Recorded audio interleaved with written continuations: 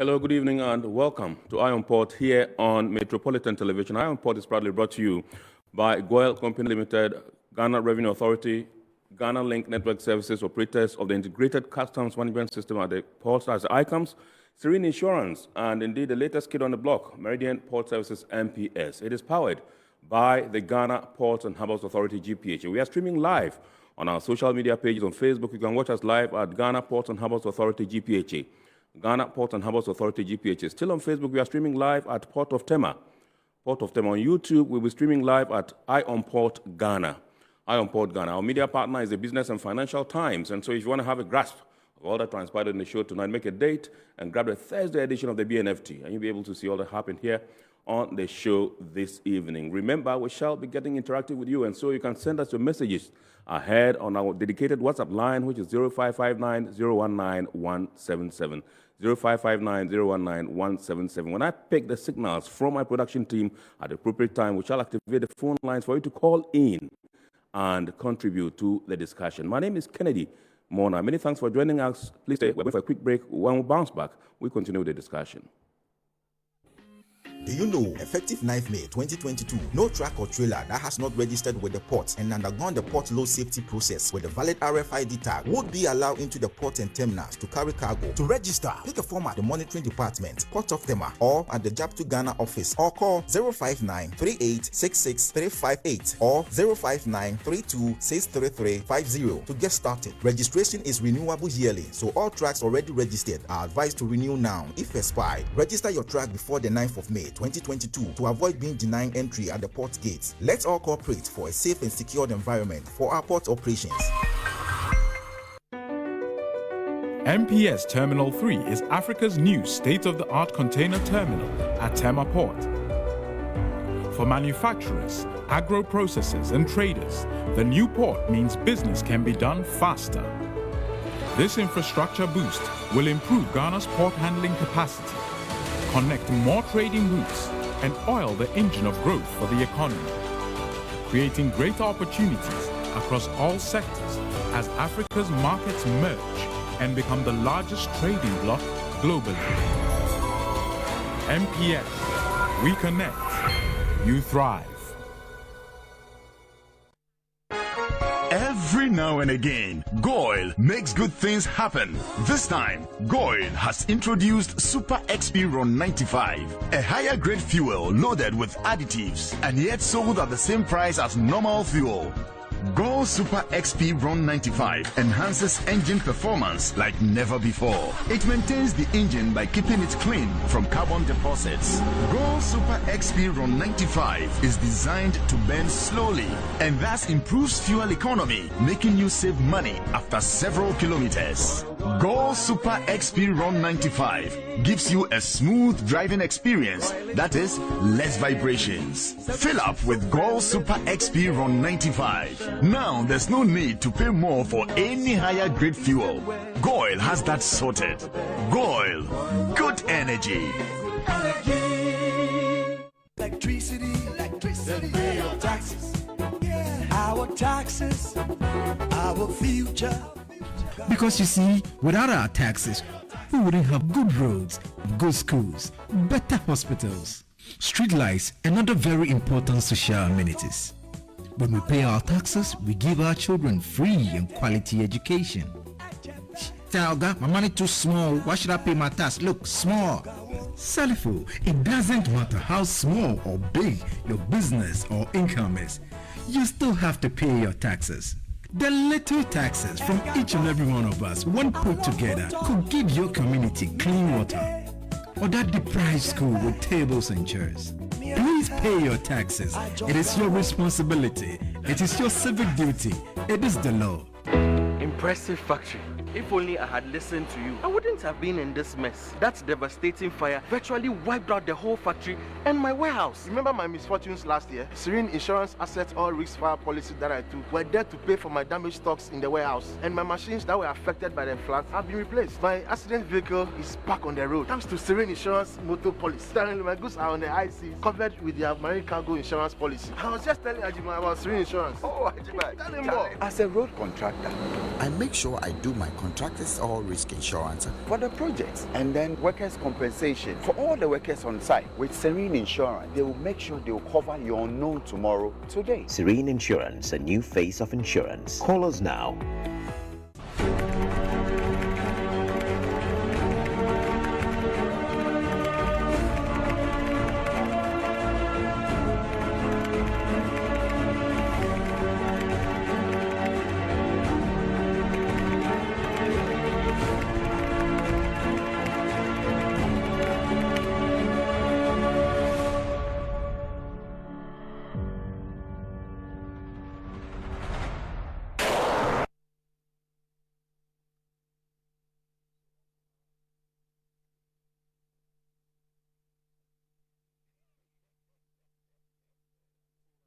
All right, so you're welcome back. It's now time for us to take a look at happenings in the local port and shipping industry. And in the course of the week, you all heard the president when he delivered a State of the Nation address. He touted ICOMS, that's the Integrated Customs Management System at the port, as a good trade facilitation tool that has helped in no small measure to raise government revenue. Plus the fact that the board of the Ghana Ports and Harbours Authority also undertook a 2-day workshop at the port of Takoradi. They also took the opportunity to familiarize themselves with operations at that particular port. Let's take a look at these stories.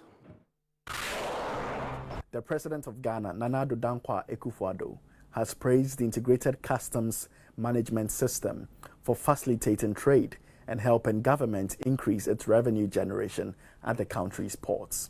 The president made these remarks during the State of Nation address in Parliament last Wednesday. ICOMS, when it was introduced, provoked a lot of controversy. At the moment, we are seeing the benefits. Indeed, customs revenue prior to the implementation of ICOMS for the period June 19 to May 20 stood at 11.5 billion cedis. Between June 2020, the start of ICOMS, and May 2021, teething challenges, ill-considered propaganda, and the impact of COVID-19 on global trade notwithstanding, customs revenue has increased by 27.6% to 14.36 billion cedis. Indeed, customs revenue for 2021 stood at 16.8 billion cedis, as opposed to 20.3 billion cedis in 2019, when ICOMS had not been implemented. Nana Addo emphasized Ghana's positioning for the African continental free trade. We have learned the very hard way. The first step to prosperity in Africa is for our countries to trade among each other. It is the reason we campaign for and supported and proudly host the Continental Office of the AFCFTA. Trading under the African Continental Free Trade Agreement officially commenced on 1st January 2021, and Ghana was the first country in Africa to establish custom procedure codes to facilitate trading under the AFCFTA. The president, nonetheless, lamented the direct effect of the Russia-Ukraine war on certain import and export commodities in Ghana. 30% of our wheat flour and fertilizer imports come from Russia. 60% of iron rods and other metal sheets are imported from the Ukraine. And almost 20% of Ghana's manganese is shipped to the Ukraine. The bombs might be dropping on cities half a world away, but they are hitting our pockets here in Ghana. He said that, coupled with the economic hardships created by the COVID-19, the economic stability of many nations have been threatened. However, Ghana has been resilient. The governing board of the Ghana Ports and Harbours Authority, as part of its continuous efforts at ensuring robust corporate governance, has completed a 2-day working workshop in Takoradi with an inspection tour of port expansion projects at the port of Takoradi. The aim of the workshop was to enable the board members renew their shared understanding of corporate governance oversight responsibilities pertaining to contracts, financial management, and procurement. During inspection of the Atlantic Terminal Services container and multi-purpose terminal, officials of the ATS project consultants, Royal Haskoning DHV, took the board members through completed work so far. They were also briefed on plans for operations at the ultra-modern dry bulk terminal. We are going away. The idea is that the GPHA staff will already be trained both on the dedicated systems of the conveyors and the ship loaders and the echo hoppers, and also on the entire facility. For that, we've been working tightly and I have to say also successfully with GPHA. This includes also training here and abroad. Project engineer at GPHA Komla Ofori revealed that the facility would be equipped with echo hoppers, which will ensure dust emissions at the bulk terminal are reduced to the minimum acceptable levels. One echo hopper is about 500 tons per hour. So if you have three, you can regulate to deliver 1,200 tons too. Meanwhile, there are truck deliveries also for other echo hoppers. So we've got one with echo hoppers to conveyor, but two with echo hoppers to trucks. So that makes 6. And these are electrically operated. The board members also visited the construction site of a new workshop facility for members of the Inshore Fisheries Association of New Takoradi. The facility, according to the Director General of GPHA, Michael Luguje, was part of the authority's corporate social responsibility, which was occasioned as a result of the port expansion at Takoradi. As it looks like now, we are just hoping the next couple of months, when we come back, we are going to see a modern facility that is going to serve these fisher folks better. They were originally in the old port, but they have to give way from that side for us to be able to develop the conveyor systems that are supposed to be part of the modern dry bulk jetty. And here, we are not just relocating them traditionally, we are bringing modern facilities that will make their work much easier. The board chairman of GPHA, Isaac Osei, remarked on the various ongoing developmental projects in the port of Takoradi. The engineers and the contractors, I think, have done a wonderful job. And I also commend you, Director of Port Takoradi, for the excellent work that you have done, but also on the liquid bulk terminal. I think it's first class. We have 5 arms there, but I do know that some of the arms are currently not being used. And this is an opportunity for the private sector to put up storage facilities for LPG, for RFO, for bitumen. We need these facilities in order that we don't keep those arms under nitrogen pressure all the time, and pay maintenance fees. So the private sector should join us and build these facilities, because government through GPHA has done what is necessary.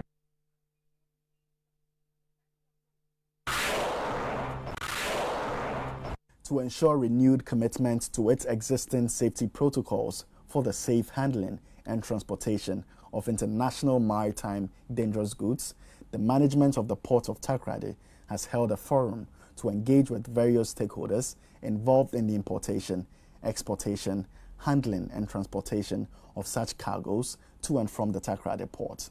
The forum afforded the stakeholders the opportunity to review and tighten the port's existing standard operating procedures for the handling of IMDGs to and from the port, as well as ensure continued compliance with relevant national and international laws and codes in order to sustain the port's positive safety record.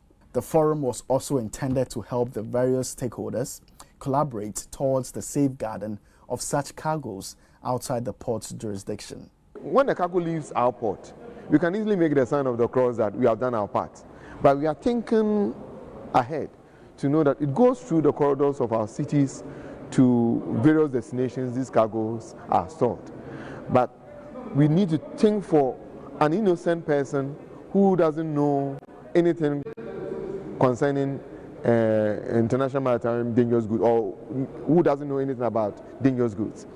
Based upon this, we ensure that at least stringent measures are followed, in which at least will impart on how these cargo move through the corridors of the city or move through the corridors of the nation to wherever destinations it goes. Some of the participating organizations included the security and regulatory agencies involved in granting approval for the transportation and handling of these dangerous goods to and from the port. They include the Customs Division of the Ghana Revenue Authority, the National Intelligence Bureau, the Arms and Ammunition Unit of the Ghana Police Service, National Security, Minerals Commission, Ghana Maritime Authority, Nuclear Regulatory Authority, the National Disaster Management Organization, and the Environmental Protection Agency. The engagement has been very exhaustive and fruitful. Stakeholders came out faithfully and we deliberated, and we are very confident that going forward we can always improve.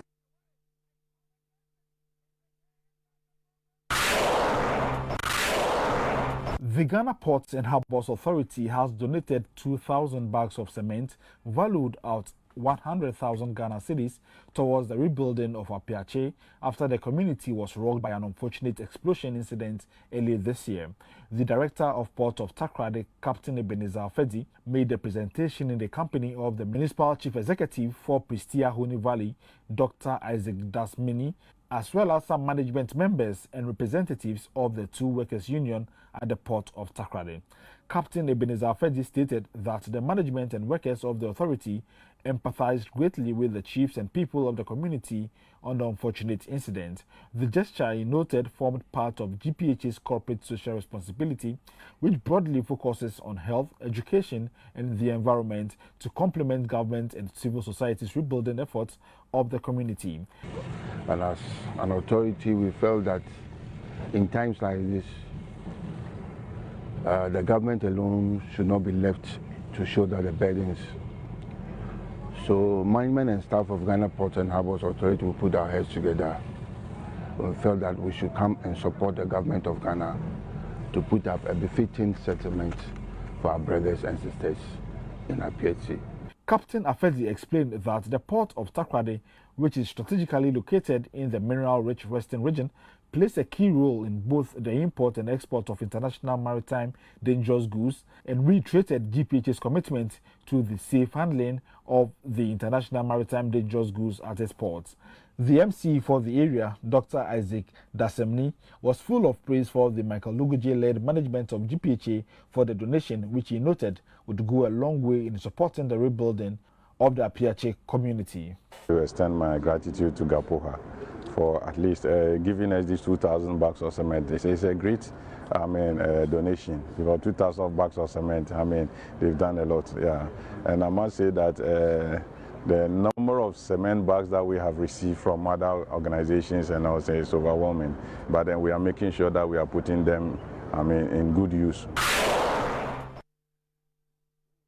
All right, so those were happenings in the port and shipping industry in the country over the past week. Now it's time for us to zoom into our discussion proper tonight. And tonight we're talking the reopening of the borders. You would have noticed that during his last address on updates on COVID-19, the president announced the reopening of the country's borders. And the information we have is that brisk activity has taken place or is taking place currently at these borders. There's vibrant activity. And so we're examining how we can enhance these activities to make up for the loss during the closure. And we cannot talk about vibrant activities in the borders without talking about the free movements of goods and persons. And so tonight, that's what we're here to examine. I'm proud to introduce to you Mr. Ziad Hamwi. He is the country director, national president, Borderless Alliance, Ghana. We're good to have you. We are happy. Thank you very much indeed. You fully oblige us anytime we call you. Also in the studios tonight is Mr. Jonathan Osayoso, Executive Director, Post Foundation. Good to have you. First time on the show? First time on the show. Absolutely. So Happy New Year. It's in order. Thank you, and thanks for inviting me. Right. Good to have you. So let me start with you, Mr. Hamwi, and find out, first of all, what did you make of the President's address when he announced the reopening of the borders? I know this is something you have been clamoring for some time now. Now it's come. What's the feeling like? So first of all, it has been in the making, and there has been some work on ensuring a safe and orderly reopening of the borders across West Africa since the past 2 years. It has taken a little bit of time because of the COVID waves. And in fact, now that we have reopened the borders, it was in March, but you recall that the last heads of state extraordinary general meeting in December mentioned specifically the reopening of the land borders in January. Yeah. Now, obviously, at the time when this when this decision came, the Omicron wave was coming in, and so there was a bit of a delay with the implementation of the directive from the heads of state meeting of ECOWAS. But when the president finally came out a couple of weeks ago, I felt relieved, basically, for two reasons. The first one is a bit personal because wearing of the masks have prevented people from communicating, and it was a symbol of the lack of socialization in our societies. And apart from the economic activity, the reduction of the social activity had its toll on people. Right. People were really stressed. And I feel a bit relieved because of the relaxed restrictions, especially that now the situation has stabilized in terms of health and safety. And so I think it's good to feel that we are on the way to recover on health-wise and to focus on economics. I still, on the other hand, I feel that we have a tough challenge ahead of us to resuscitate the economies, not just of Ghana, but of West Africa and Africa in general. We do have a few tools that we need to try to use in order to accelerate this recovery, but there's a lot that the COVID has impacted on our societies, economically and socially. Yes, I want to find out from you, to what extent did this closure of the borders affect trade and the movement of persons, within our borders? So, across West Africa, so to speak. Thank you. So let me first of all clarify that a lot of commercial activity was still taking place as the commercial articulators were still moving goods across borders, across West Africa, even when the borders were closed for the movement of people. And so commercial activity has continued, and it has prevented shortages of essential necessities and goods and foodstuffs. But at the same time, the movement of people was all but completely halted through the official borders, knowing that there were certain unofficial borders where some activity was some movement was taking place, and it cannot be really prevented. You can't really just shut the whole borders for various reasons. And I feel that the biggest impact on economic activity has to do with the border communities, which were regularly engaged in the movement of small loads of perishable goods and wares to move across the borders for livelihoods. And so the closure of the borders impacted severely the lifestyle of these people and the economic power of these communities. And so I am hoping that the reopening of the border will positively affect these. Right. And so the other major aspect is tourism. Of course, there are so many aspects that I'm singling out these two because where people move, trade moves. And when trade moves, there is exchange also of intellectual property. So people share experiences, they share tools, people will visit countries nearby, and so this will create also an economic cycle and create jobs, which have been severely affected in the industry. And you know that, for example, tourism and transportation were two of the main industries that were impacted by COVID, because you still need to move the goods, right? Whether you are there to sell them or you use digital or whatever you do, you need to move the goods from one place to the other, and people will be moving these goods. So I am hopeful that the reopening of the borders will affect positively, and that trade will pick up, and that it will translate into economic development. Right. Okay, so let me inform our viewers that along the line we shall have the privilege of speaking to His Excellency Dr. Mohamed Ibn Chambers, who is the chairman of the ECOWAS Task Force for the monitoring of the free movement of goods and people. That's a unit of the ECOWAS Trade Liberalization Scheme. And so we'll be speaking to him in the course of the show. When I pick signals from my producers that he is ready and willing to join us. Let me come to you, my good friend, Jonathan Osayoso, and find out from you. Now, your foundation, in collaboration with the Ghana International Trade Commission, held a workshop to promote small-scale cross-border trade, the rule of law, and the use of technology in Africa. Can you share with us the experience coming out from this particular workshop that you organized? Thank you very much.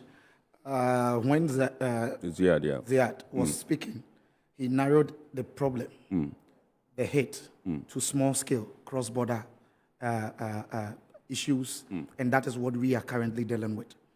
When COVID led to the closure of the borders, of course, goods with the trucks were moving. But what about the goods from women and ordinary traders who were using the borders?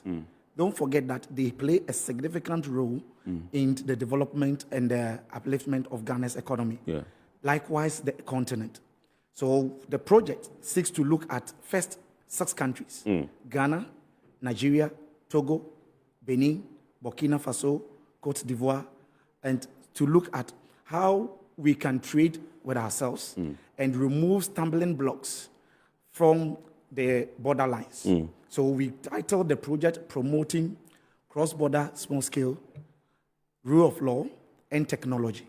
So we are introducing some level of technology so that people can trade among West African countries, not necessarily sometimes making the movement, but we are trying to put the highlight on cross-border trade of small-scale industries or persons who are using the borders. Yeah. So I was happy when he said the opening of the borders by the announcement from the president has brought a bit of relief. He's very much aware we're in partnership moving along with this kind of work we're doing.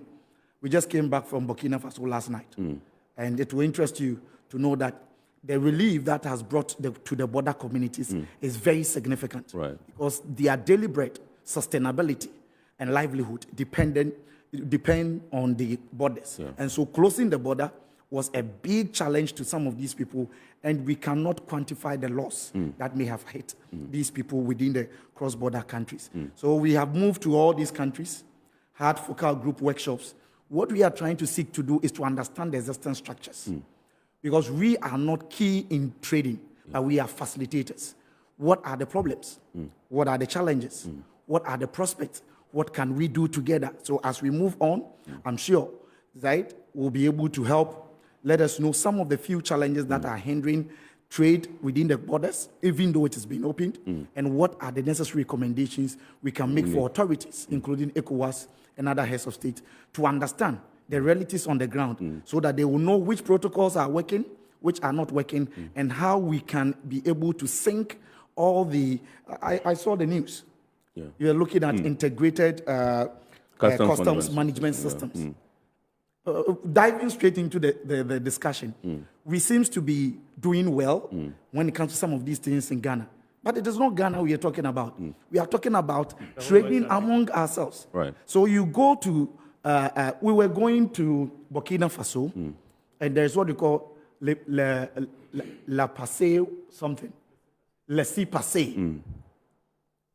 If you move from one country to another, let's take it like you're moving from here to Benin. Right. You have to take the time, the delay, and enter the vehicle, every process, go to Benin, do the same thing. Why can't we have one integrated system of customs in West Africa? So that when your input is taken from one point, you get there, they enter your number, and then it continues. Zahid says something. When people flow. Ziad. Yes. I prefer calling him Tarzan. Yes. Tarzan said something. Yeah. When people go, goods flow.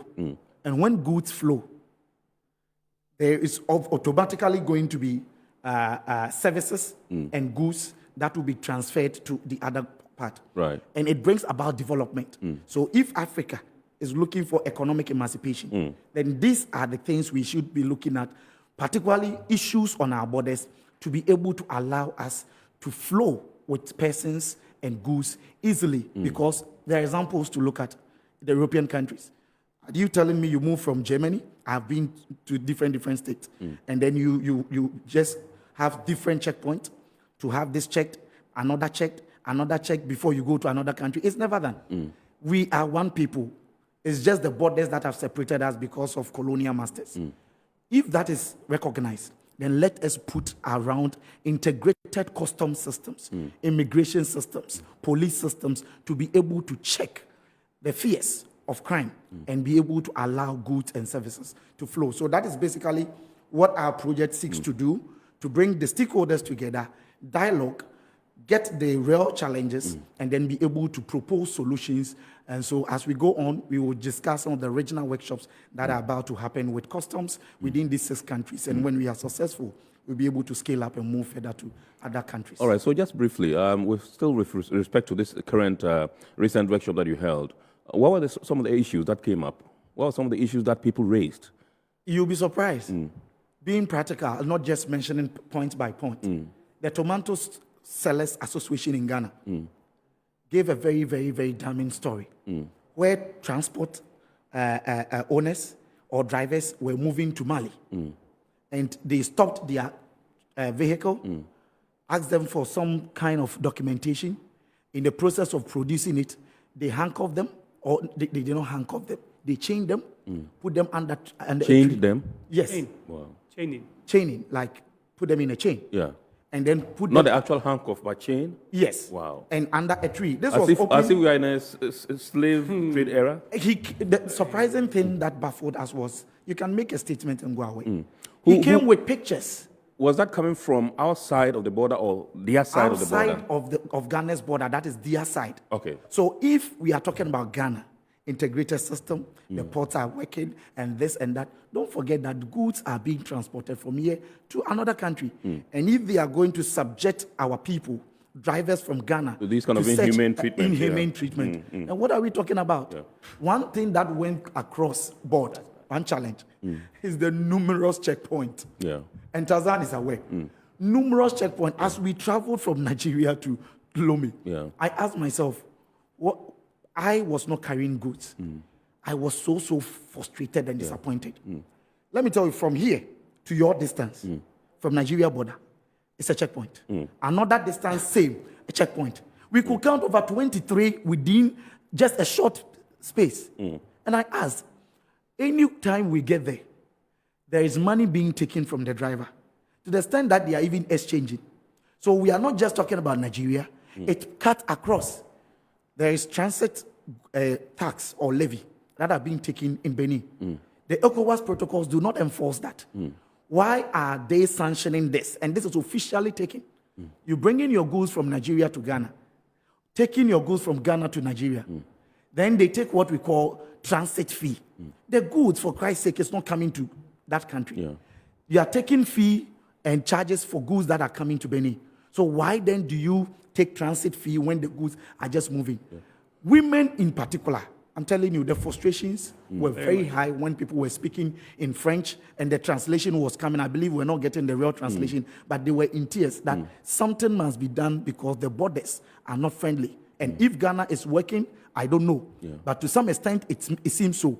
But if it is not working in tandem with that of other African countries, then, I mean, we are tickling ourselves and then laughing as if something better is happening to us. But that is not good. Right. That's a very damning revelation by Jonathan. What happened to the Vice President's orders of the removal of borders, along our corridors and all that? Have you done any work to assess how far this particular directive has gone, whether it's been implemented, whether it's been adhered to, or whether indeed the barriers have been removed? Because he just said the barriers are still there, so many of them. So when His Excellency came up with the directive, initially to completely remove the customs checkpoints, because their studies revealed that the amount of marginal revenue that they are making from the addition of these checkpoints was insignificant, so better make do with them. But then it was later amended to the stipulated ECOWAS of 2 within the same year. The Ghana Revenue Authority managed to maintain that number. Currently, I think they have increased it by 1 or 2 for certain reasons, because the road branches, and so you have several. Now, with Ghana Revenue Authority, there has been the ability to maintain discipline with the number of checkpoints, and so to a certain extent, you won't meet that many GRA checkpoints per se. It is with police checkpoints that it becomes a little bit trickier, because the matter is no longer free movement as it is with security. And Jonathan was talking something about security because he knows that it is a very tricky affair to balance compliance with facilitation, especially when there are issues taking place beyond your direct borders. It's true that Ghana, for example, might have issues, but the challenges multiplies once you get closer to the Sahelian area, for example, or the closer you get to Nigeria because of the security issues they have. And so it becomes a little bit an issue of trying to justify the removal of security apparatus that is actually protecting. And so it's a difficult discussion. With police, the approach is to focus on the discipline and the integrity of the units which are manning the checkpoints. Because you cannot allay the security fear you cannot justify trade by removing it. But you can at least instate a form of discipline and integrity. So if you're there to check, for example, for firearms, and you don't find firearms, so you can just wave them off and they continue. Yeah. But then when you stop them for a certain reason, and then in the course of the interrogation, you find out that you want proof of identification of particular points, or then you try to keep on interrogating until you find out that you are wasting the time of whoever is. Yeah. It becomes a little bit difficult. And because of the nature of the checkpoints, they are flexible. They cannot be mounted for security reasons. Yeah. Ironically, you can't have fixed security checkpoints, right? So you have to move them. So once you allow the idea of having a security checkpoint, it can be mounted and dismounted. It can be a snap checkpoint, and then it will disappear within some time. 30 minutes, you are back and it's not there. And then it's not there. It's somewhere. It has shifted somewhere up there like this by someone else. So it becomes a little bit trickier. It needs more centralization. And I know that from the engagements we used to have over the past few years with Borderless Alliance, when you talk about the hierarchy of the security services, it's not as centralized as it is in other countries. So it's a bit difficult to discuss something in the head office and then to just forward the directive and expect that all of the other regions would just immediately go ahead and apply it vigorously, right? Because first of all, there might be the situation where in different regions, at different points of time, security situations change based on assessments that, for example, are not available for the public, and it becomes a little bit complicated. So basically I'm not stalling the discussion, but I'm trying to justify the fact why it has been a little bit challenging in Ghana to reduce the number of police checkpoints in particular. And so we have a situation where at the moment I need to check the figures. But I'm sure Jonathan, if he has counted, he might have counted at least 75 checkpoints from Timma all the way to Paga before he crosses on the other side. Some of them are unidentified. Some of them are interesting. Some of them are there, but the people are not there. They are just night shift. So sometimes it gets ridiculous, right? But the number is too high. All right, so Jonathan, that's a very horrifying picture you painted out there. There are elements or issues of human rights violations. Taking a look, considering the picture you painted about people being chained, not even handcuffed, but chained, like I said, as if we are still in the slave trade era and all that. When they gave you these experiences that they have had, did they also give an indication about what we are doing as a country to resolve these issues and ameliorate the situation to get them to do business, in a very, very conducive and safe manner? You see, when it comes to trade, just like Tarzan said, it has effect on security because we are dealing with cross-border. So it's a very dicey situation that we must be careful. Nevertheless, we can have basic systems to be able to help us move beyond the challenges that we're facing. Before I come to what can be done, as you're asking that, what is the fears and the country, we can propose and agree on certain basic systems that should be acceptable by all African or West African countries. When COVID came, one good thing it taught us was technology. It's rather unfortunate that we are doing this for the ports. Look at the airports. Look at the Tema Harbour, Takoradi Harbour. But our borders, are they automated? That I didn't see. In fact, it was Ghana's migration office at Burkina side. I don't know what the name they call Burkina side. Yes, that they have these things. When you move to the other countries, they still do more of the manual. But if the West African states will agree, because there are some of the things they may not agree because of revenue and why they want to get money to, foster economic development or development in their country. So if you don't agree to all this, can we have basic agreement to have these common things at the various borders so that when you are transiting with goods and services, it will be easy for just verification for you to be able to carry on. The checks that have been done in Ghana's borders, if they were able to certify your goods, why can't they upload the document for you to get it at the other point? Because it is just mere road and blocks that divide these two towns. If you want to also talk about security and be vigorous, don't forget, those who want to transit goods, illegal goods, they have mastered to use illegal routes, and they are able to sometimes manage to go through. So when people are transiting, that is not to say that people don't use the main borders with illegal goods, but majority of them will find their way out. So if you make it so vigorous, cumbersome, and confusing, you rather hindering trade at the border level, and it is also hindering development. So that is a bigger challenge. Now, coming to your question, if we are able to get all these information and issues, what we want to do is to be able to get a network of paralegals, lawyers, pro bono lawyers, and legal aid. So we'll be bringing together legal aid representatives from all these countries and having people trained as paralegals who assist people at the borders. Sometimes it's legitimate.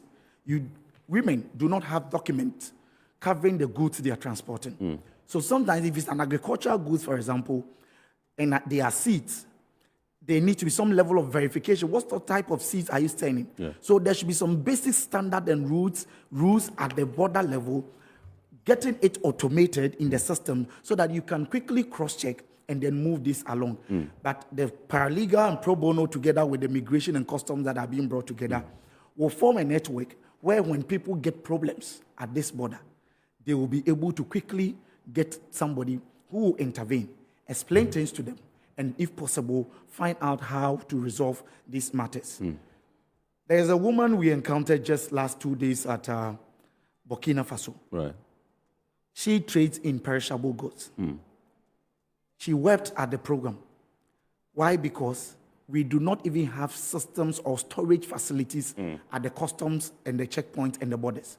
So just imagine if she had gone for an articulator full of perishable goods, and for some reason you want her to produce some permit, and she is waiting within a day or two. What do you think will happen to these perishable goods? There should be a system where we can store them and charge the person to pay.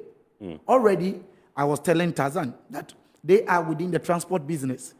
It is difficult to get transport to have perishable goods being transported from one country to another. Then these women put all their money into this, and then when they get to the border, they face one frustration or the other. You'll be surprised that a whole official from Togo, moving from Ghana back to Togo, he was asked to pay stamp fee. Stamp fee? Because the passport was a virgin passport. He has gone for a new passport. I'm yet to get myself acquainted with the processes and procedure. But I don't think there is anything called stamp fee when your passport is a virgin passport. And that was which side of the border? Ghana side? Ghana's border. So if we pick the problems, it's here, there, and etc. Except that the problems was more, they were too much when it gets to the other countries. And don't forget, Ghanaians are using those routes to trade. So you cannot be isolated and think differently. You heard the president's speech about ECOWAS and thinking about how we can send this together. If not, we will not tax every state to be looking at the Eastern Corridor Road, something corridor, because we want free movement to go. It's high time we try to sit on the table and agree on some basics, some fundamentals to be able to carry these things on so that we do not suffer when we are taking goods from here to Nigeria, but when they are bringing goods from Nigeria to Ghana, it becomes a bit of an easy thing for them. We should have equal rights, equal treatment. On an even keel, no matter if even your systems are not working, these are basic systems that can be put in place to check. At least if there are violations, just like I give you, what are the mechanisms to report? If somebody is being asked to pay stamp fee and he thinks it's not right, who does he speak to at the border? These are some of the things that we want to have agents at the border who may serve as paralegals. They learn to understand the trade, the systems, the migration laws, the etc., to be able to foster this. And as a result of that, by close of this month, we will have a web portal, West African Trade Web Portal, to be able to have various critical information on them to aid trade. You can imagine I was moving with my team, 5 of them, to Cote d'Ivoire. We didn't know you don't do COVID test. We had done COVID tests from here before you travel. We got there. We had wasted the money. Going to Nigeria, COVID test, you pay $117. This is ECOWAS. Yeah. Can't we have a harmonized system? And I think Tarzan's committee did excellent work and presented something to the ECOWAS heads of state so that we have a uniformed testing system approved by all, and then a fee that is guaranteed by all, irrespective of where you are coming from. Because if you say I'm an ECOWAS citizen and I can spend 40 days in another country, is it 40 days for free? 90 days? I think 90, yeah. The free movement. And if I can do that, why can't we have a common system and agreement that if you are tested positive in Ghana, this is what is the process. If it is in Nigeria, this is the process. But I pay Ghana, pay Nigeria, coming back I pay until the president cleared. Our budget for programs would have been multiplied. Why should it be so? Same people, same continent, just language, and for colonial master's sake barriers, and we want to do this to ourselves. That is not proper. All right, so you mentioned positioning paralegal or legal persons, you mentioned legal aid, at the borders to assist some of these people, to ensure that they do business freely. Is that going to come at an additional cost? Very well. They obviously will be cost implications. A cost implication. So we want to begin this pilot work with GIZ and see if we can move to the next step. If we have already, there are some existing work going on. So we shouldn't think we are coming to solve the entire problem. There have been work that has been started by Borderless Alliance. Other people to have a container there. Now we are agreeing to have these people already there, well-trained, motivated to be able to carry on the work for sustainability's sake. So it may come with additional cost, but these are people who are passionate and have been employed to help women and people who are transiting the border. So as time goes on, we may roll it out to the state or to AFTA or other relevant bodies for sustainability, because we are partnering to be able to get things done to sustain whatever activity or agenda that we have, rather than doing the normal civil society work. And then when you leave and there's no donor funds, you leave everything to go just like that. Right. So that is the discussion that has been going on between us, Borderless Alliance, and other group of people who think getting people as agents, as paralegals, to help and support will help minimize the stress at the border level, particularly adding technology to this situation. All right, so Ziad, we cannot have free movements and free activities, so to speak, around our borders, across our borders in West Africa, without having an effective security system. And I want us to examine the security system that is in place. Have you done any assessment? Our case, we need to be worried because of what is happening around around us, in our neighboring countries and all that. Have you done any assessment of what the security situation is? Is it apt, or we need to work some more to improve and enhance it so that we can have an effective and good trading system and movement of goods and persons across? I don't want to be over-presumptive, but I just want to say, from what I have seen as a layman, looking at the scene in Ghana, the security scene, and I have noticed that there has been security stability for a while. Right. While in other countries, in some cases, immediate vicinity of our country, there has been some maelstrom. I'm not just talking about terrorism, I'm talking about instability, regime instability, and others. And so I want to say that, in conclusion, we have seen a more stable security situation in Ghana. And this is not by chance. Yeah. We need to, I think our security forces don't communicate their efforts effectively. I know that there are some, but in most, as an overall situation, I think that we have managed to secure the borders and the country in an adequate way. Yeah. At least I'm talking about Ghana. And it's not an easy feat because, and we know that there has been some serious security issues with smuggling, with cross-border trafficking, and a lot of stuff moving across the borders. Obviously, nobody would pass through the official borders, and obviously it is the legal trade that goes through the legal borders. But there is a symptom of border porosity, not just in West Africa, but all across the continent. This is a huge continent. I know that the map pictures Africa as one of the smaller continents, but Africa is one of the largest continents. Yeah. And so keeping this continent peaceful and secure is not a small feat. Basically, what I'm trying to say is that it is easy enough to think about maintaining peace and security, but it's not as easy to balance peace and security against trade and development. Right. But the fact of the matter is that without peace and security, you can't have trade. Absolutely. But without trade, you cannot really have peace and security. And look at what's happening, for example, in Ukraine, for example. Because of Ukraine, there's a food security crisis that is growing all across the world.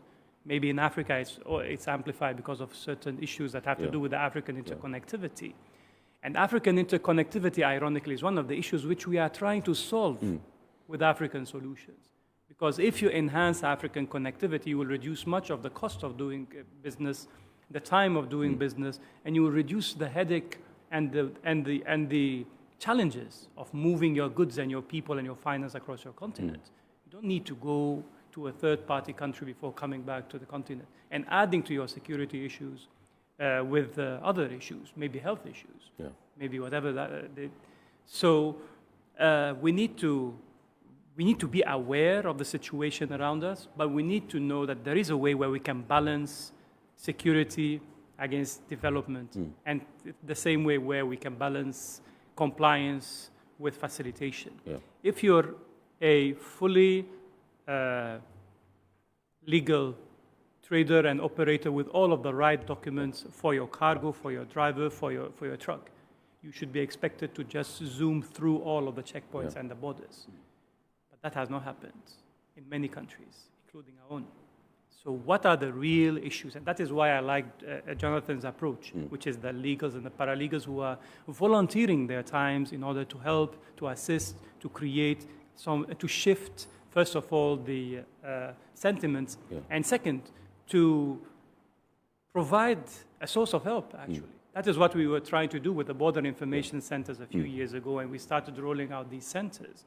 And so in Ghana, for example, the border information centers have been integrated back into the shippers' complaints units of the Ghana Shippers Authority, right? And it was our hope that other countries will also emulate this model by having their information centers integrated. You will continue, but I am happy to announce that we have His Excellency Dr. Mohamed Ibn Chambers on the line all the way from Abuja, I guess. Thank you very much indeed, Your Excellency. We are happy to have you on the line. I know you have been doing a lot of work to ensure the free movements of persons and goods across borders in our sub-region. We're happy that you have joined us, and we know you are fasting, but you've decided to graciously oblige us. So let's find out from you, what has been your assessment so far since you started this initiative and as you go around the various countries? Well, let me start off by thanking you for this opportunity that you have given to Ziad and others who you have on your program today, and also for inviting me to participate. This is a kind of effort that we want to see from the media, given opportunity for those who have been working tirelessly to improve free movement in our sub-region. The task force that I had is an ECOWAS task force comprising other members from Niger, from Burkina Faso, from Togo, from Cote d'Ivoire, and from the Gambia. I chair this task force, and it is tasked with working to remove certain bottlenecks which may be identified in the free movement of goods and persons in the sub-region. Right. Now, you asked for my assessment. Let me put it this way. When I was the president of the ECOWAS Commission, and we're talking of exactly 10 years ago, 10, 11 years ago, the rate of intra-ECOWAS trade was around 13 to 15%. Those were the figures that we had statistically, relying on information from member states and also from independent sources such as African Development Bank, UNDP, World Bank, etc. So we all agreed that was the rate of intra-West African trade. 10 years later, after I was given this new task, this assignment, I wanted to know from the ECOWAS experts what the trade, the level of trade in West Africa is now, 10 years later. And I was frankly disappointed to be quoted the same figure of between 13 to 15%. So that means that, frankly, I wouldn't even say we have stagnated. I think we have gone backwards because we should be doing much more than that, given that other regions are all working hard to improve on trade. And also in an era now when we have the African Free Trade Agreement signed by African Union, African countries, we should be doing much more better in West Africa than is the case now. And that's why I look forward to the work that has been assigned, the members of my task force and I, to see what we can do to improve on this rather low rate of intra-West Africa trade. Yeah. Right. Your Excellency, I know recently you toured some countries and some borders, and you engaged stakeholders in these borders and countries. What were some of the issues that came up during your interactions with them, sir? Yes. Specifically, the tour that our task force did was of the countries in the Abidjan-Lagos corridor. That means we were in Cote d'Ivoire, we were here in Ghana. As a matter of fact, our visit started here in Ghana. We were in Togo, we were in Benin, and we were in Nigeria. These are the countries along this corridor. Now, this corridor is a very important corridor to the extent that it includes three of the economic powerhouses of our sub-region, namely Nigeria, Ghana, and Cote d'Ivoire. Of course, there you have Togo and Benin, but it also automatically links, brings in Mali, Burkina Faso, and Niger. So you're talking, when you talk of Abidjan-Lagos corridor, you are looking at least 8 countries that have immediate direct benefit from it. So if we can truly improve trade and free movement along this corridor, its impact will be huge. Not only on these countries, but I would argue on the entire sub-region. And so our tour was to hear from the economic operators, of course from the authorities, but also from civil society, such as you have with you today, Ziad, the Borderless Alliance, and it's a very important civil society organization which has been working very, very hard in our sub-region to remove the impediments that are still there, hindering free movement of goods and services. And these hindrances are the long delays at the borders, which are still there, necessary bureaucratic procedures, then just the usual harassment and corruption, which is a major part of the problem. And then in some particular instances, certain charges on transit goods, which are not allowed, both under the ECOWAS Trade Liberalization Scheme and under the World Trade Organization rules. Transit trade should not be taxed.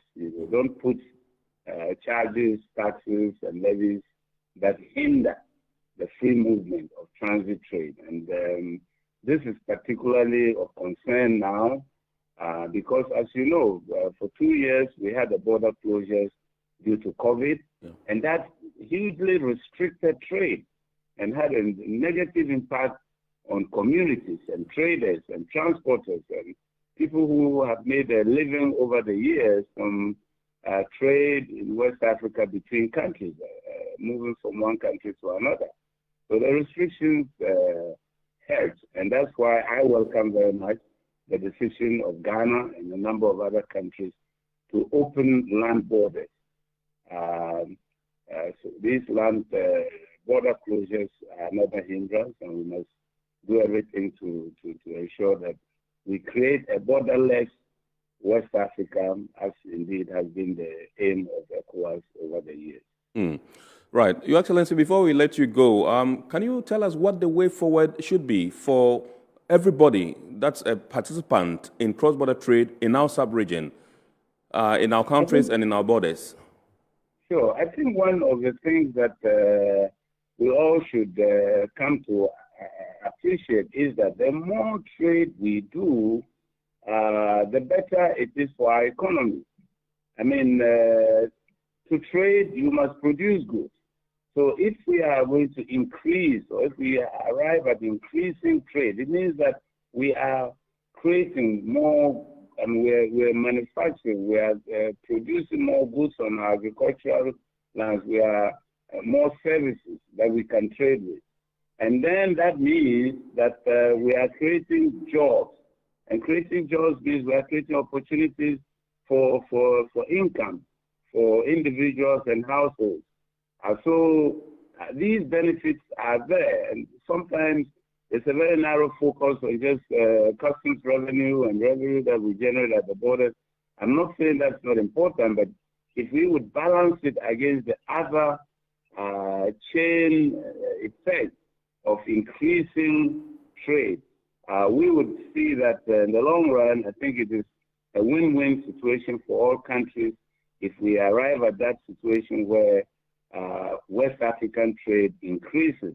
I mean, right now, as I told you, it is estimated at around, let's just say 15%. But I will accept that as some of these official statistics that don't capture informal trade, which is a major part of trade in West Africa. So suppose we even say it's 20, 25%. That is still quite low.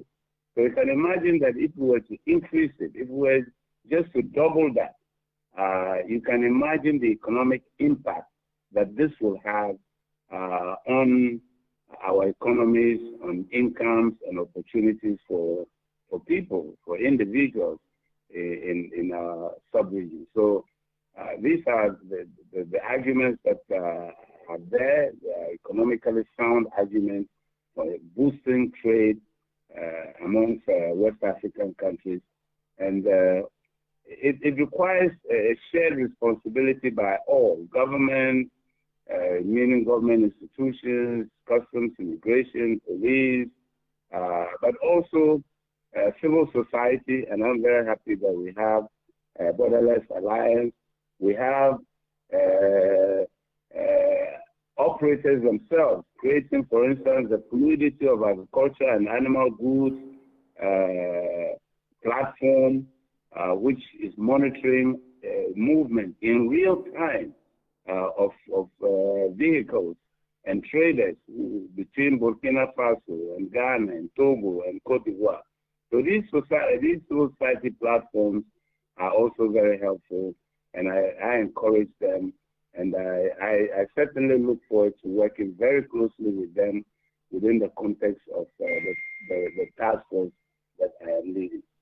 So thank you very much also for this opportunity. As I said before, the media is a very important part, and I'm happy that Metro TV is leading this process, and I hope that from time to time, Metro will continue to throw a spotlight on the importance of intra-West Africa trade, right, and indeed trade within Africa as a whole.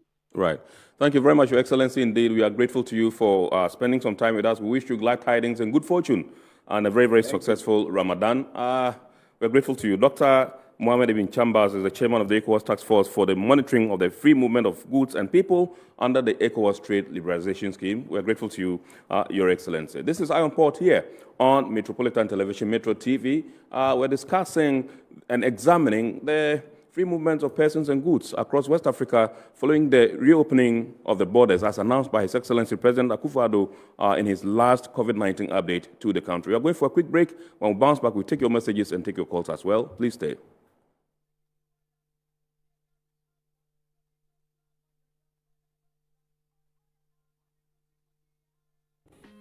Do you know, effective 9th May 2022, no truck or trailer that has not registered with the port and undergone the port load safety process with a valid RFID tag would be allowed into the port and terminals to carry cargo. To register, pick a form at the monitoring department, Port of Tema, or at the JAP2 Ghana office, or call 059-3866-358 or 059-32-63350 to get started. Registration is renewable yearly, so all trucks already registered are advised to renew now if expired. Register your truck before the 9th of May 2022 to avoid being denied entry at the port gate. Let's all cooperate for a safe and secured environment for our port operations. MPS Terminal 3 is Africa's new state-of-the-art container terminal at Tema Port. For manufacturers, agro-processors and traders, the new port means business can be done faster. This infrastructure boost will improve Ghana's port handling capacity, connect more trading routes, and oil the engine of growth for the economy, creating greater opportunities across all sectors as Africa's markets merge and become the largest trading bloc globally. MPS, we connect, you thrive. Every now and again, Goil makes good things happen. This time, Goil has introduced Super XP Ron 95, a higher grade fuel loaded with additives and yet sold at the same price as normal fuel.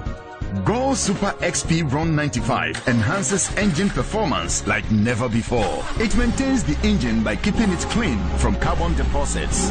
Go Super XP Ron 95 is designed to burn slowly and thus improves fuel economy, making you save money after several kilometers. Go Super XP Ron 95 gives you a smooth driving experience, that is, less vibrations. Fill up with Go Super XP Ron 95. Now there's no need to pay more for any higher grade fuel. Goil has that sorted. Goil, good energy. Electricity, then pay your taxes. Our taxes, our future.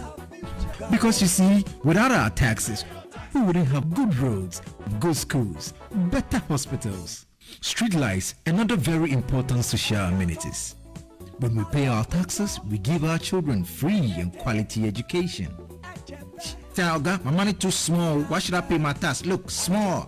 Salifo, it doesn't matter how small or big your business or income is. You still have to pay your taxes. The little taxes from each and every one of us, when put together, could give your community clean water or that deprived school with tables and chairs. Please pay your taxes. It is your responsibility. It is your civic duty. It is the law. Impressive factory. If only I had listened to you, I wouldn't have been in this mess. That devastating fire virtually wiped out the whole factory and my warehouse. Remember my misfortunes last year? Serene Insurance Asset All Risk Fire policy that I took were there to pay for my damaged stocks in the warehouse, and my machines that were affected by the floods have been replaced. My accident vehicle is back on the road thanks to Serene Insurance motor policy. Currently, my goods are on the high seas, covered with their marine cargo insurance policy. I was just telling Ajima about Serene Insurance. Oh, Ajima, tell him more. As a road contractor, I make sure I do my contractors all risk insurance for the projects and then workers' compensation for all the workers on site. With Serene Insurance, they will make sure they will cover your unknown tomorrow today. Serene Insurance, a new face of insurance. Call us now.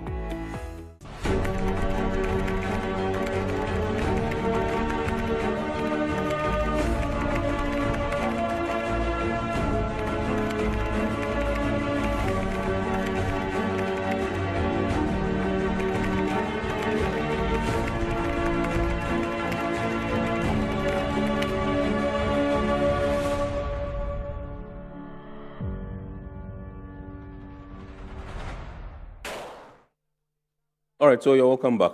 You can now call in and then contribute to the discussion. The number to dial is 020-552-8353, 020-552-8353. You can call in and then contribute to the discussion. There's a few messages here I would like to take. This one says, where have our governments put Dr. Kwame Nkrumah's idea of African Transcontinental Highway?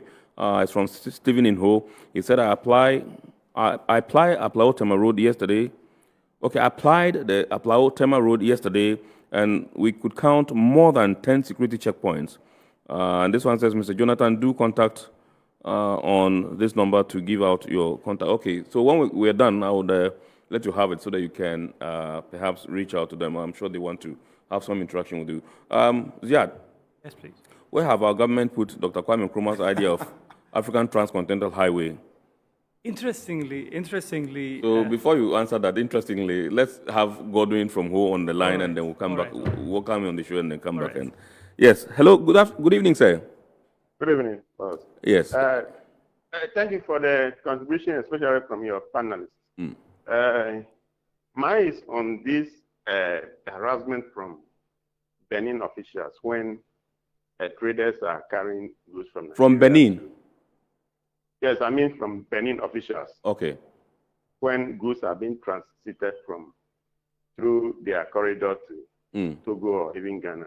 Right. How is it that ECOWAS cannot resolve this issue?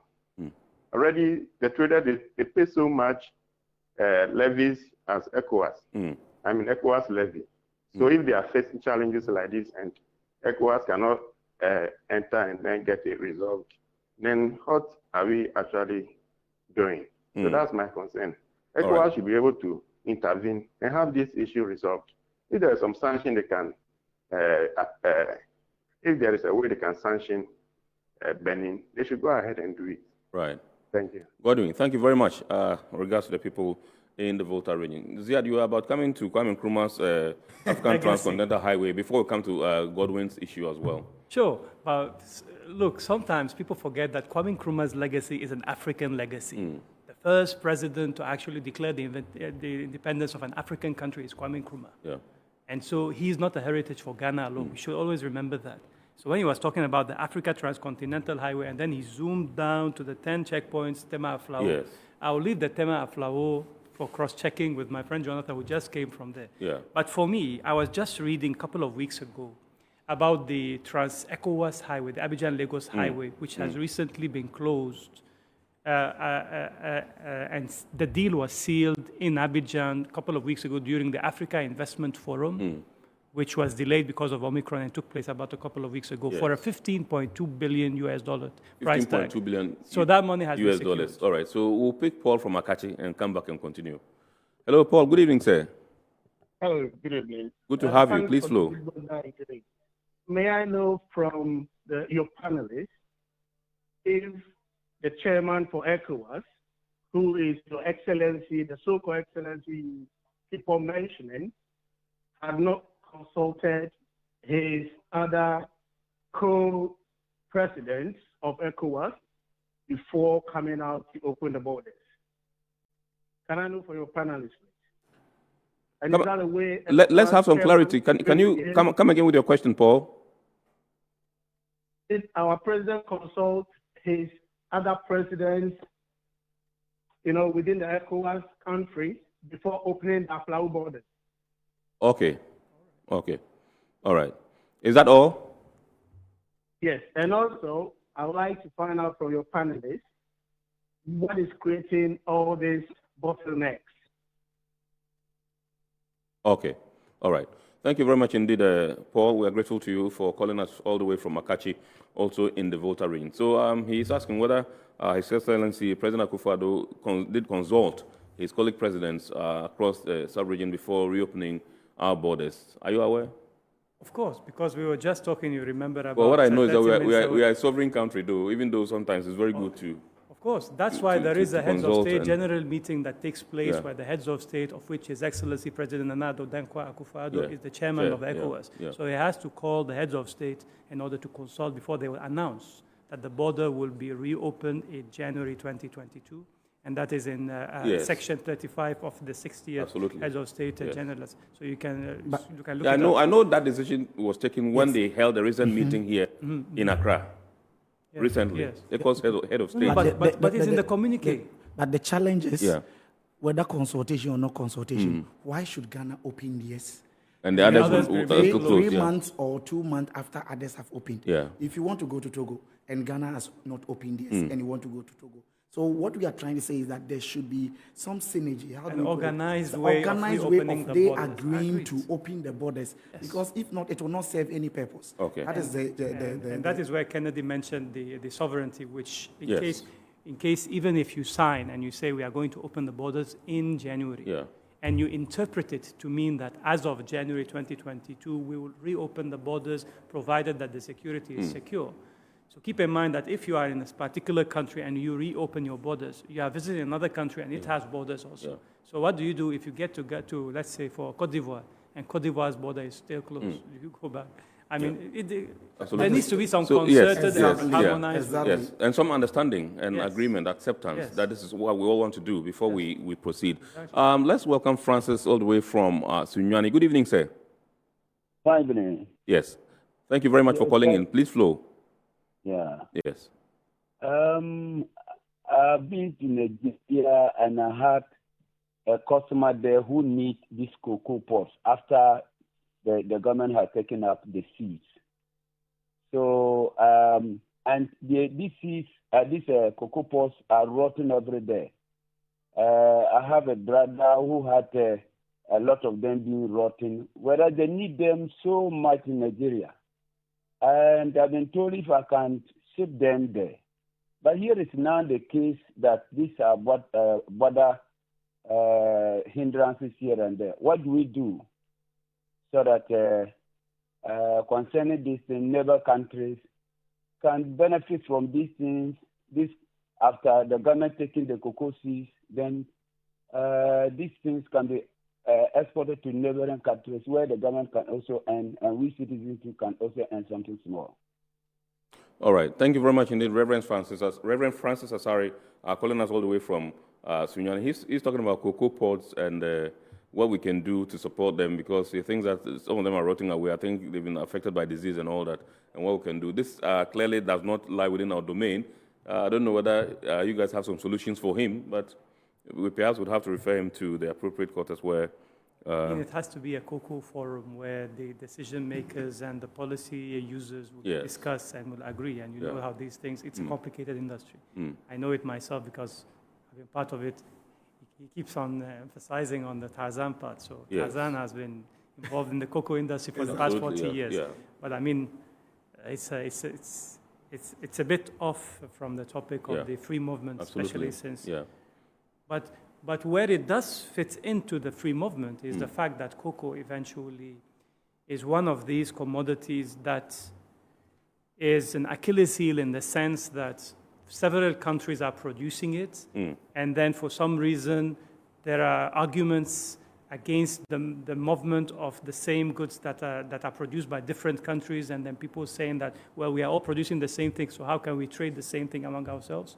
And in principle, it makes sense, but in actual terms, not all cocoa products are the same. You can excel and compete in certain areas and not. Right. And here the argument becomes even wider. And so we say that why doesn't Ghana export cocoa, for example, products to Ethiopia, and then imports coffee products from Ethiopia and creates this kind of virtuous cycle? So obviously, it can be a national forum, which is talking about. It can be a regional forum. It can be a continental forum. It depends on the political will, and it also depends on the identifications of the markets. Okay.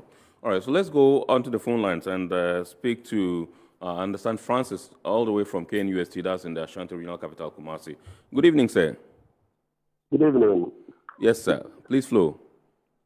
Please,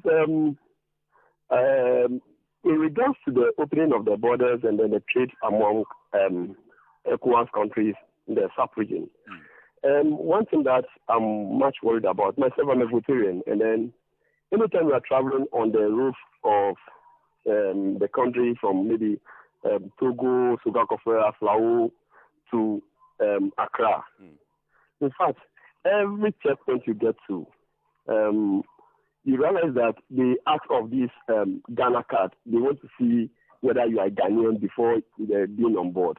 And this is sometimes frustrating, especially to the women and men who always plow the road in terms of trading. It's sometimes frustrating that everywhere you get to, they want to authenticate whether you are Ghanaian before you are allowed in. So sometimes it's difficult for some of us because you don't have to be a Ghanaian before you trade. You have a trade in Ghana or with Ghanaians. But at the end of the day, what happens all the time, as I'm speaking to you this evening, maybe somebody is going through the same frustration there. Yeah. You get to Sugakofe, the immigration officers there. It looks as if now it has become more compounding due to the taking away of the tools. Now, because of the elimination of the tool collection, they have taken over as if what should be given to the tool, what should be paid for the tool should be given to them. And it's sometimes so frustrating. And I pity the women and men who plow this road all the time for business. All right. Point well made, Francis from KNUST. We are grateful to you for your contribution to the discussion this night. This one says, good evening, great discussion on the reopening of our borders. My concern, first and foremost, is the continuous absence or neglect of the Ghana Immigration Service in discussing some of these issues. Any reasons? Okay, I think we made efforts. I think we made efforts in the past to get them, but we will still try. I mean, it's a very valid point you've raised, and they will try and then get them on board some other time. Thank you very much indeed. Thanks for this program about free movement across West Africa. John says, hi, the issue of virgin passports should be taken seriously. They always force us to pay. As from Michael, also in Accra. Thank you very much indeed, Michael, for your contribution as well. Gentlemen, I think that we've run out of time. And so my producer tells me you have 1 minute each to wrap up. And so I'll give the first 1 minute to you, Ziad, and then so Jonathan will come in. So 3 quick ones. The first one is something that Jonathan was talking about creating a simplified trade regime where traders across West Africa, not just in Ghana, can be able to move with their loads with proper documentation that is simple enough to identify. I think Ghana has recently released something, but we need to look at how to do something on a regional level and to replicate something from another region. The other point I wanted to mention is the fact that the ECOWAS ID, which was just mentioned by one of the friends, is a really important thing that will facilitate the free movement of goods. Yeah. The last point is that 33 signatories to the AU Protocol on the Free Movement of Persons and 4 ratifications so far, unfortunately, in comparison to 54 signatories and 42 ratifications for the AFCFTA. Right. So obviously trade has an extreme priority with regard to the free movement of, in comparison to the free movement of persons. And that is something that we need to rectify. We need to put all hands on deck to facilitate, to accelerate the ratifications of the Protocol on Free Movement. Obviously, that one is a very big and complicated domain. People feel threatened by the movement of foreigners or ECOWAS citizens or regions. Right. And so the last thing is that this discussion for us will continue, and we have our upcoming annual regional conference, which is taking place in Abidjan on the 5th and the 6th of May in Azalai Hotel in Abidjan. And everyone is invited to inquire about the procedures and the details. Right. Jonathan, just a minute. Just a minute. Yes. But you should know when you were listening to the president's statement that he said there are bombs that are hitting cities in Ukraine. And it is hitting people's pocket. Absolutely, yes. So that means we are not living in an isolation, and we are living together. Yeah. So if we look at Ghana's system, when you travel to other countries, it's not so much good. Yeah. So we need to form a partnership to be able to help them. Therefore, I finally want to say that if we are looking for Africa's economic emancipation, then we should be looking at trading among ourselves and finding solutions within Africa to be able to solve the trade barriers that we are facing. Right. Thank you very much, and we'll still update you on the various regional workshops that we are bringing to do. Thank you. Thank you very much indeed, Jonathan Osayoso, Executive Director, Pulse Foundation. Thank you very much indeed, Mr. Ziad Hamui, President, National President, Borderless Alliance, Ghana. And indeed, we would like to say a very big thanks to His Excellency, Dr. Mohamed Ibn Chambers, who also phoned in from Abuja to contribute to the discussion. Remember, we've been examining the free movement of goods and persons across West Africa following the reopening of Ghana's borders. And I would like to say the abridged version of the show is also aired on Ghana television every Wednesday evening at 8:30 p.m. Make a date and watch that particular abridged version. And to all those whose messages have not been responded to, we'll get our guests to do that so that we incorporate that into the abridged version, and then you can have your answers on Wednesday. Many thanks to our sponsors, Well Company Limited, Ghana Revenue Authority, Ghana Link Network Services, Serene Insurance, and Meridian Port Services, MPS. And thanks to executive producers, Madam Esther Jevidonko and Nana A.C. Soderberg. My name is Kennedy Mona. God willing, next week Sunday, we shall bounce back with another wonderful edition of Iron Port here on this network, Metropolitan Television. Have a super weekend, super week ahead, and enjoy the rest of our programs. Good evening.